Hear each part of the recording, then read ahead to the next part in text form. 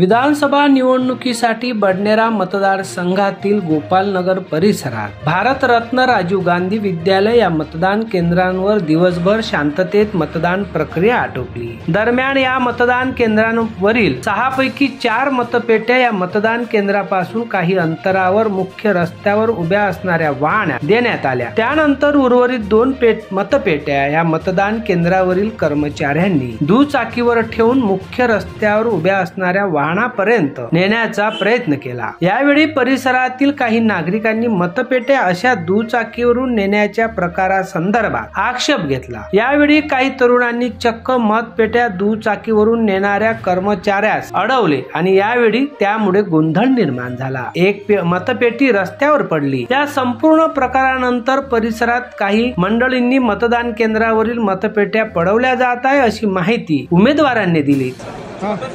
पेट्या कोण नेल्या? अधिकाऱ्यांना द्यायच्या। 4 मोटरसायकल 4 पेट्या मोटरसायकलवर नेल्या। मग मी त्याला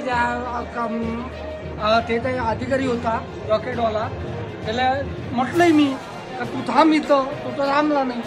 सचिन भाऊ मी आणि तो एक पोरगा होता पयाला तुम्हाला पाहून तो या बुथवर पेट्या किती होत्या आपल्या ते नाही माहित मला। 5 होत्या म्हणजे 5 मग एकच पेटी आहे तो, एकच पेटी। मग ते एक काऊन नेली तेच नाही म्हणून समजून आलं तो पयाला तुम्हाला पाहून।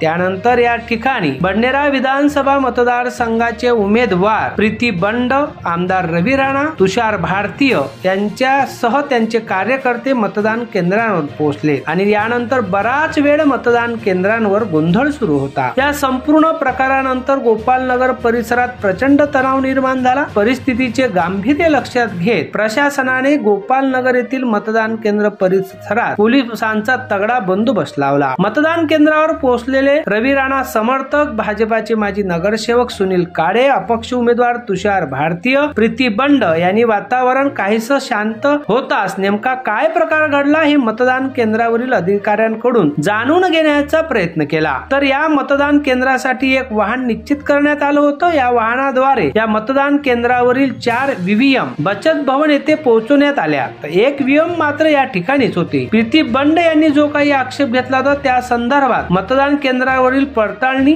करून घेण्यात आली आहे अशी माहिती निवडणूक अधिकारी विवेक जाधव यांनी सांगितलेले आहे। सायंकाळी 7 वाजल्यापासून रात्री 11 वाजेपर्यंत गोपालनगर परिसरात पोलिसांचा बंदोबस्त पाहायला मिळाला। मतदान केंद्रावरील ईव्हीएम मशीन सुरक्षित असल्याची माहिती सुद्धा प्रशासनाकडून देण्यात आलेली आहे। अध्ययन समाचार लाईव्ह बडनेरा।